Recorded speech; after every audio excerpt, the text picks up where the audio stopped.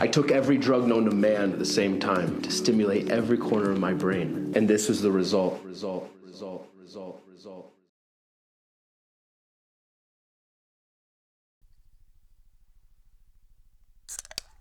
What's good, nerds? What up, you freaks and geeks? How's everybody doing? I hope everybody's having a lovely time. Welcome to the Movie Mass. I am your brother Jay, the movie monk, the Bishop of Bull Moose, the Archbishop of Vera, the Vicar of Vinegar Syndrome, Criterion Choir Boy, the Sister of Severin, the Imam of Imprint. Does that one work? The Imam of Imprint. Sorry, Muslims. And welcome to another episode. You know, I had quite a lot of success with my previous video in which I named a series of films, many of which were locked on DVD, that really do deserve a 4K, really do deserve to be brought into the light of the modern format. I am going to present some more. I actually have another large stack with even a couple of honorable mentions. These are in no particular order, except that I'll be doing the honorable mentions first. And the honorable mentions deserve 4Ks, but they do have Blu-rays at least, whereas many of these other films do not have Blu-rays, at least in the United States, domestic Blu-rays that are easy to get your hands on. So without further ado, this is a film that I'm very surprised is not yet available on 4K. And that is Gangs of New York. As you can see, I'm rocking this DVD copy right here from 2004 or whatever year this is from. But Gangs of New York, it's very odd to me that this is not in 4K because this is a Martin Scorsese film with Leonardo DiCaprio, Daniel Day-Lewis, in one of his more acclaimed roles, Cameron Diaz. I mean, maybe she's no Daniel Day-Lewis, but still Cameron Diaz when she was young and nice to look at. This movie was nominated for 10 Oscars. See that right there? 10 Oscars it was nominated for, and yet it's got multiple Blu-ray releases. One as recent as 2020. I think the Blu-ray was reissued as recently as 2020. That's like several years into the 4K format, and I don't understand why Gangs of New York has not yet received a 4K. The only thing I can think of is that this is a Miramax title, so it might be locked up in limbo. But if we can get Dogma back, Scorsese ought to be able to get Gangs of New York back and get that one out on a 4K for us. I'm really hoping to see a 4K of Gangs of New York. I obviously haven't upgraded to the Blu-ray yet, and I have no intention to. I can wait until I'm dead. I'd like to watch Gangs of New York on 4K, please, okay? The next one that I want to mention is one that I've had for a very long time. This is a DVD that's been in my possession for 25 years at least. And that is Singles. Bridget Fonda ass, Matt Dillon ass, right there. Cameron Crowe ass. Look at that grungy motherfucker right there. I can't believe how grungy this is. This is the single most 90s image I've ever set eyes on, at least for the early 90s. Like when I think early 90s, 91, 92, 93, when somebody mentions those years to me, this is the first thing that springs to my mind is like this image of the dude in the leather jacket with shorts on. So like the upper part of his body is going to look at Christmas lights while the lower part of his body is going to summer camp, and I don't get it. And look at the socks with those shoes. Look at the sock and shoe combo that Matt Dillon is rocking. He got like athletic gym socks that ought to come up to his knees, but he's also rocking like Doc Martens. And look at that dumb hat she's wearing. That was cool in 1991. That was how you dressed if you were cool in 1991. Singles was, of course, part of Cameron Crowe's relatively epic run that he had. He had a pretty epic run, especially in the 90s. I mean, of course, he wrote Fast Times and The Wildlife. Those were, you know, films of the 80s. I think Fast Times maybe a little bigger film of the 80s. It's in the Criterion collection nowadays. Fast Times is relatively well known, and I think Cameron Crowe gets a lot of credit for his role in writing that film, but he really didn't start directing until Say Anything, and that was, I think, 89, so it was a very tail end of the 80s. Then he does Singles, and then he does Jerry Maguire in 96, and his high watermark is, of course, Almost Famous in 2000. So he really kind of ran a really good train on the 90s there. He kind of fell off a little bit with Vanilla Sky. That was a bit of a downgrade for me from Almost Famous and Jerry Maguire. It was a little bit less of a crowd pleaser. It had some interesting ideas, but I think it just kind of fell short of some of the concepts, like high concept, but it didn't quite like get me there. Kind of left me with a little bit of blue balls on the executing on the high concept. And then like Elizabethtown, I think was just like everybody looked around and said, all right, this Cameron Crowe guy, we thought he was hot shit when he did Almost Famous, but eh. And there was a Blu-ray put out in 2014 of, I think it was 2014, it was around 2014, 2015, don't sue me, of Singles. So there is a Blu-ray out there, and just from Googling it earlier today, I did notice that it is fairly affordable. It's like a $12, $13, $14 Blu-ray. The prices are not offensive, so that's why it's an honorable mention here, because you can go out and get the Blu-ray relatively inexpensive today. I don't think the Blu-ray has very much on it in the way of special features, so if you're a big Cameron Crowe fan, and maybe you would like to see, you know, Almost Famous recently got a 4K release that I think was pretty well received. I haven't seen it yet, but if you're a big Cameron Crowe fan and you'd like to have his entire oeuvre on like nice 4K discs replete with extras and such, then, you know, you could do a lot better than that Blu-ray that's out. You know, the Criterion Collection could snap up Singles. I think, you know, the Criterion Collection might have a hard time with some of the bigger titles like Jerry Maguire and Almost Famous. Nobody's going to want to license those to Criterion. Almost Famous already has a 4K. Not that that stops Criterion. Have you seen last month's announcement for Boys in the Hood? What I am saying, though, is that, you know, Crowe is in the Criterion Collection as a writer of Fast Times at Ridgemont High. I don't believe he's in as a director yet, so Singles really could get him into the Criterion Collection. I mean, Arrow does some drama stuff too. I could see Kino. Kino would definitely mess with Singles. So I'd love to see that in 2026. That's something like, what year is it? For a second, I'm like, what year is it? The other one I want to mention, I think this is the last of my honorable mentions, is Mongol. This is a movie about let me try to get the light off of there. This is a movie about the life of Genghis Khan. Is it Genghis Khan or Genghis Khan? I feel like when I was growing up, it was Genghis Khan. Everybody said Genghis Khan. But I feel like in the last 15, 20 years, everyone's changed it to Genghis on me. And then they're pretending like it's always been Genghis and that it's like some weird Mandela effect that I'm experiencing. And they changed it to Genghis, and they're going to act like it's always been Genghis. But I know that cornucopia was on the Fruit of the Loom labels. I know it. I know it was. I seen it with my own eyes. Mongol, it was Genghis for a while. Not that I suppose it matters. This is obviously a DVD copy. Look at that, for $12.99. Nowadays, $13 for a used DVD, I would absolutely scoff at paying that. I wouldn't pay half of that for a used DVD. If I went into Bull Moose and they wanted $13, that's a Blu-ray price. A used Blu-ray of Mongol for $13, I think would even be asking a bit too much. It's a great movie, beautiful film. Obviously, you know, the steppe, the Mongolian steppe is like breathtaking. I mean, it's absolutely awesome imagery, much of which was shot on location. You know, I think this is a movie that's old enough. I want to say it was made in 06, maybe it came out in 07. But at any rate, you know, yeah, there's a little bit of CG. CG is a thing in 06, but it's not like it is nowadays. So there were still a lot of films that were being done practically back then, being shot on location, some really just beautiful photography. I think this thing could look great in a 4K. There is a Blu-ray of this, but it was released way back in 08.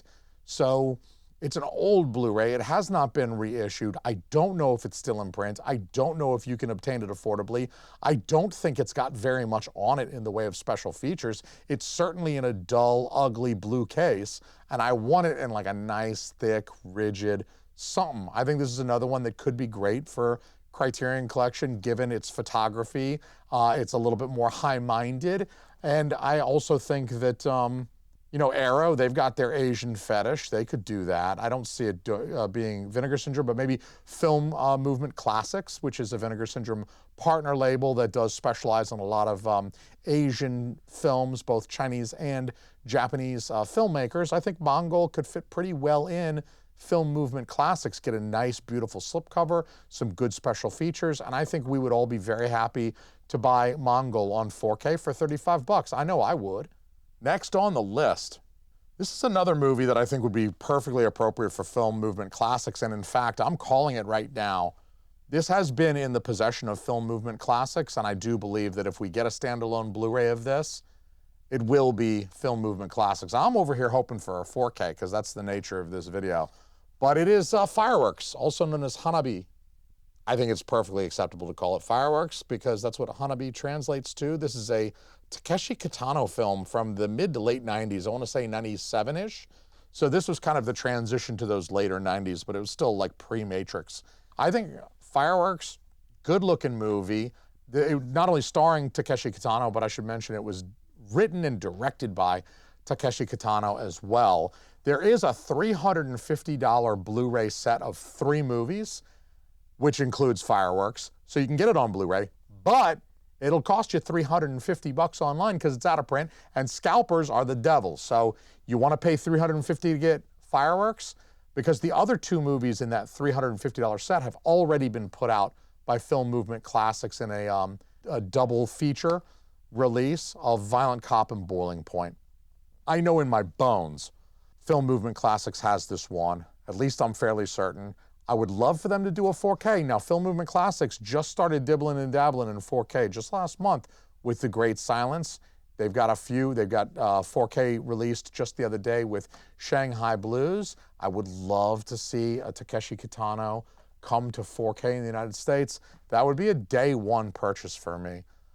The next one I'm going to show you on my list, this is one that I think a lot of people have called for, and that is Gotti.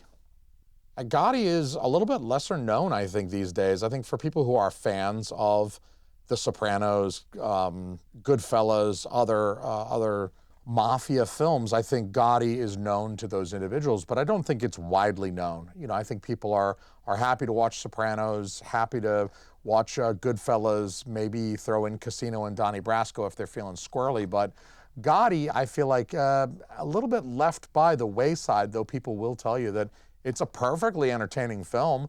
I actually look at Gotti as like a proof of concept model for The Sopranos. I feel like Gotti walked so Tony Soprano could run. The reason being is that this was made in '96 by HBO. So this is an HBO original feature. I think it was HBO kind of dibbling and dabbling in that subject matter, as well as kind of prestigious, direct for their service television programming. You know, before Sopranos, stuff that was made for TV was like made for TV. That was kind of like the direct-to-video market. It had a little bit of a stink to it. If it didn't get a theatrical run, a theatrical release, people looked at it like it was less than, it was inferior. And of course, television was shot in such a way that you knew it was television. Cheers looked like TV. It didn't look cinematic.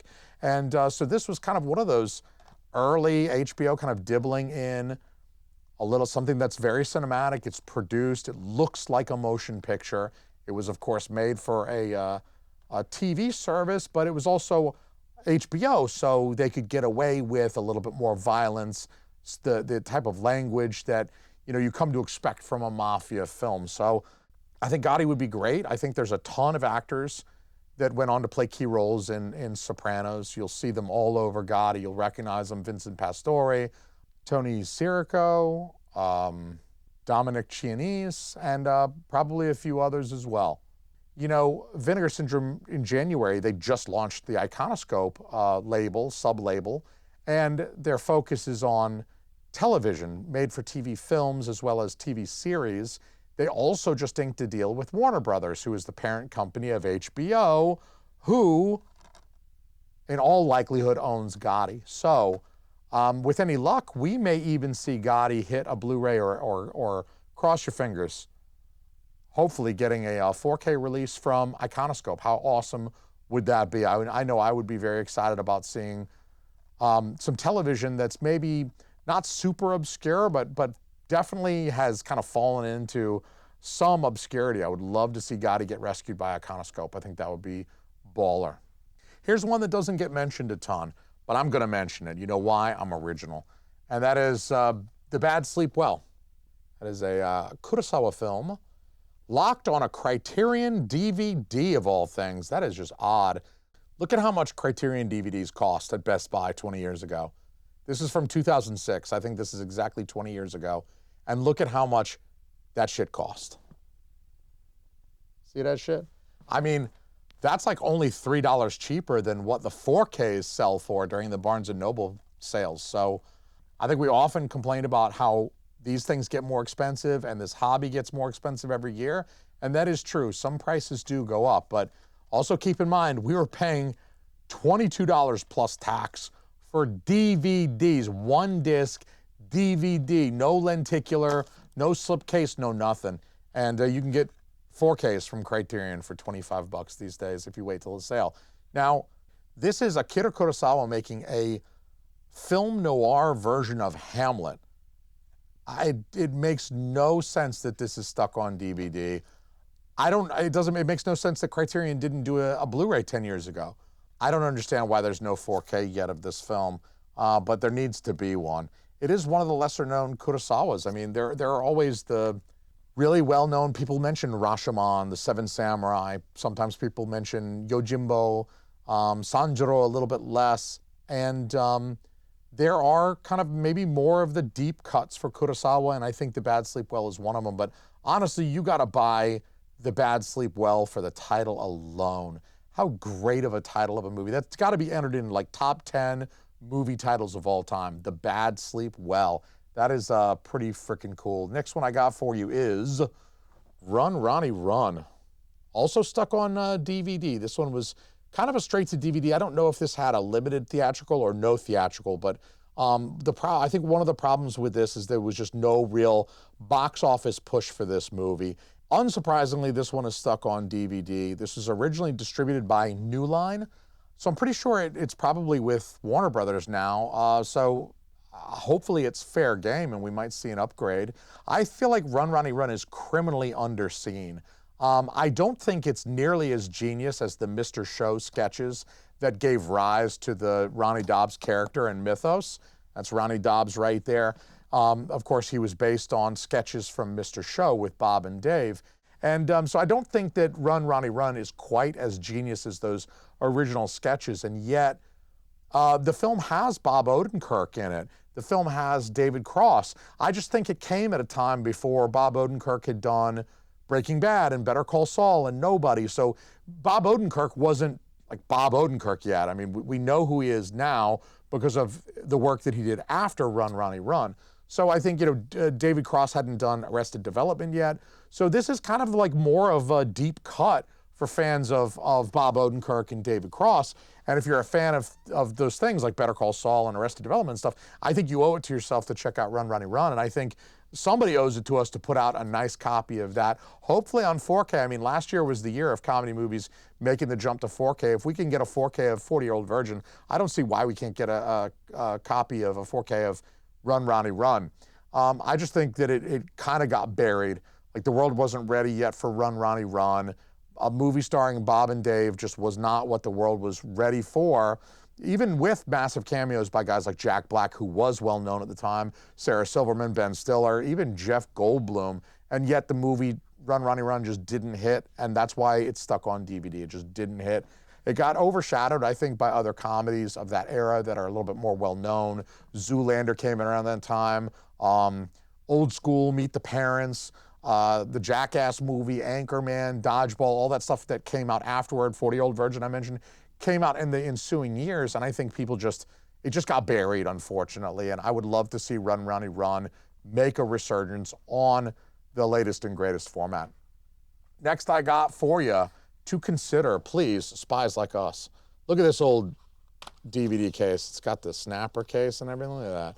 It's got that cardboard with that plastic snapper. That shit is retro as fudge, cuz I would love to see this one come out on 4K. Like I said, 2025 gave us a glut of comedies on 4K, not just 40-Year-Old Virgin, but Happy Gilmore, Billy Madison. I could probably do a whole video talking about why 2025 was a great year if you want comedies on 4K.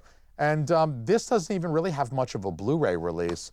It was released 15 years ago on Blu-ray as part of a double feature with Funny Farm, another Chevy Chase film, but they were both on one disc. It's two movies on one Blu-ray disc, so I'm guessing it's pretty shit looking.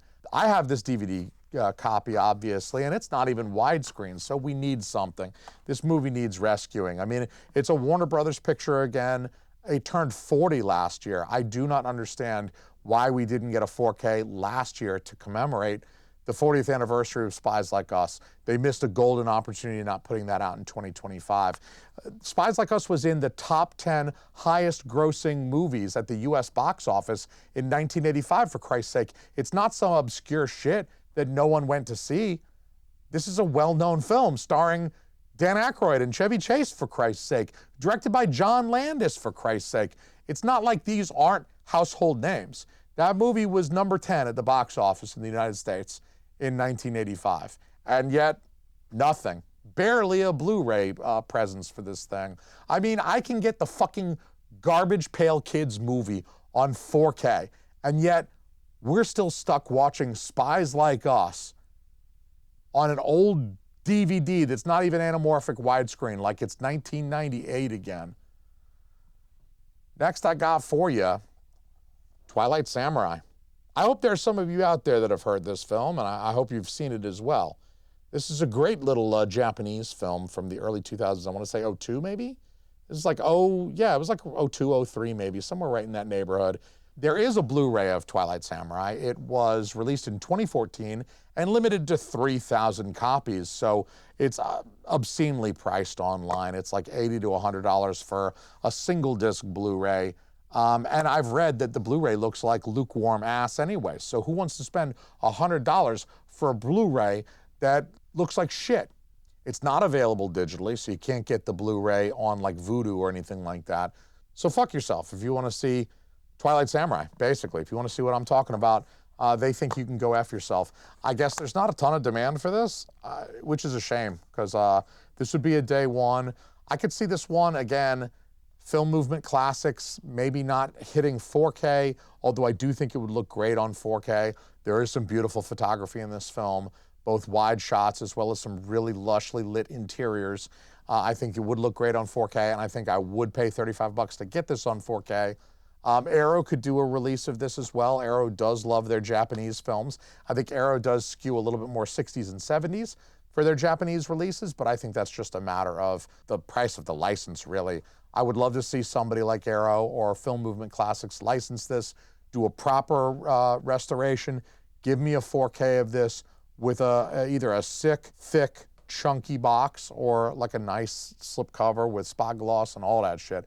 Now here's where you're going to say, Jason, you've gone well and truly insane. How could you even request this on 4K? Like, not joking? No, I'm not joking. What I'd like to see on 4K is Hercules in New York. I'd like to see Hercules in New York on 4K. This, to me, is the OG of, like, so bad it's good, piece of shit movies that is nonetheless a blast to watch. If for no other reason than Arnold Schwarzenegger recorded his dialogue for this movie in 1970. His accent is thick. His accent is thicker than a 20-year-old Latina broad. I'm telling you, his accent is thick, thick, thick, thick, thick. All the C's, just mash down the C button on your keyboard. That's how thick his accent is in this movie, and it's worth it.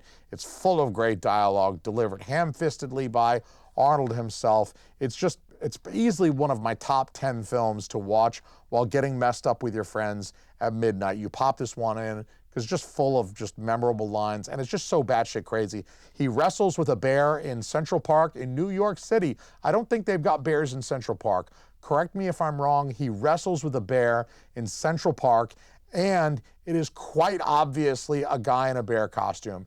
This film is from 1970. No CG to be had anywhere, and I love it. It's glorious.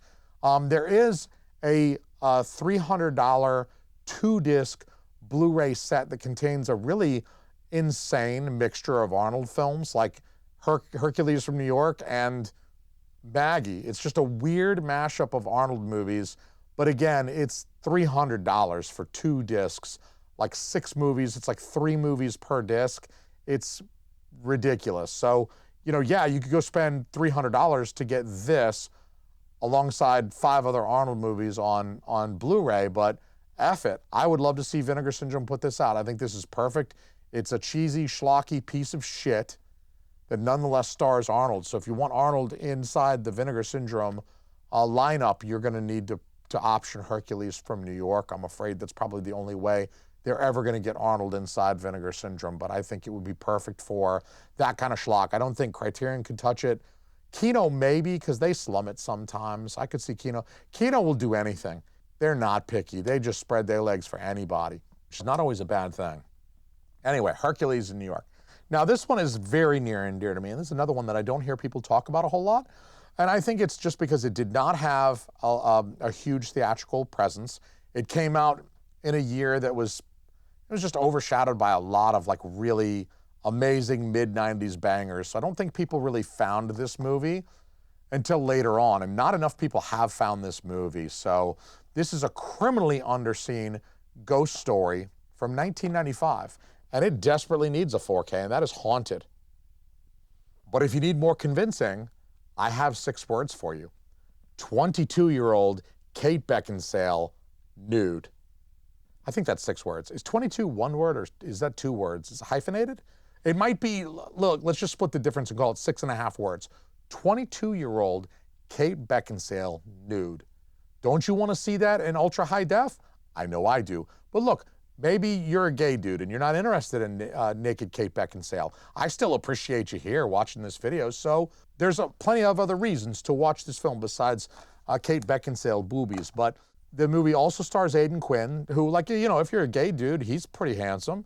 He's a handsome man. I'd kiss him on his mouth, and I'm not even gay. But it's just such a great little, like, autumn horror story in the Victorian tradition. It's not, you know, a slasher. It's not gory.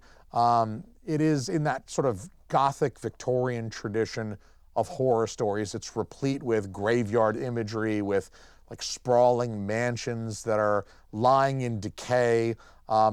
The specter of World War I still hangs over England in this film. It's set in the 1920s, so it's about a decade or so after World War I, maybe not quite a decade after World War I.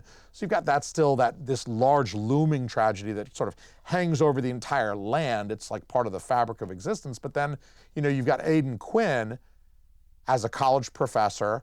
He's got this juxtaposition of like his modern scientific incredulity with these supernatural events that are unfolding. And he's also got this personal tragedy that motivates his character as well, which really, I think it folds nicely with that overarching tragedy of World War I, but then he's also got a personal tragedy from his youth that he carries with him, creates kind of a somber melancholy for his character that I think works really, really well in this story. So this was filmed on location in West Sussex, England. I think it would look great in 4K. This is back when they filmed shit on location, in the camera. There's really no CGI. There's not a ton of special effects. It's largely a lot of naturalistic lighting, atmosphere created in camera. I think it would look great on 4K. It needs a 4K. This DVD is absolutely bare bones, and that's all that's ever been available for United States domestic releases. This is like 40 or 50 bucks for this piece of shit on the internet. Who wants to pay 50 bucks for this piece of shit? There's a Blu-ray from Imprint, so, you know, Australia, but it's out of print, it's rare. So it's, of course, also $75 or more on eBay. So who wants to pay 75 bucks? If you don't have a region-free Blu-ray player, the point is moot anyway. So what I would love to see is I'd love to see somebody put out Haunted. I think, I'm not sure if this is an American film, so it may not work for cinematograph, but I think this one would work possibly for a partner label, maybe Vinegar Syndrome Archive. They don't usually get too horror-ish on there, but Arrow, I think, could do a great release of Haunted. Maybe Criterion. It's maybe a little lowbrow for Criterion, but I think it may be a little highbrow for Vinegar Syndrome and a little lowbrow for Criterion. Somebody like Arrow needs to, like, in the middle there, that kind of operates in this middle territory. Arrow's interesting because they can sometimes go up and grab a Criterion like Silence of the Lambs, but then sometimes they get a little lowbrow and they'll grab something that would be at home in Vinegar Syndrome, like Raging Fury or something like that. So Haunted, I could see coming from Arrow. I could see it coming from Kino. As long as it gets a 4K, I want commentaries. I want written materials. I want some interviews with the cast. You telling me you can't get Aidan Quinn to come do a commentary and an interview? Anyway, that's what I got for you. Let me know what films I missed. I know many of you on the last video mentioned several films that I thought were great. Grandma's Boy. I didn't know there was so much love for Grandma's Boy, actually, and so many people wanting that on 4K. It really kind of bolstered my faith in humanity a little bit with how many people want Grandma's Boy 4K, and I'm right there with you, sons. Anyway, thanks to these fine people for being patrons. Thanks to you for watching the video. I'll catch you guys on the next one. In the meantime, I'm out. Hopefully we'll get some of these movies on 4K in 2026. West, West, yo. Throw up some gang signs. You are physically repulsive, intellectually retarded, you're morally reprehensible, vulgar, insensitive, selfish, stupid. You have no taste, a lousy sense of humor, and you smell.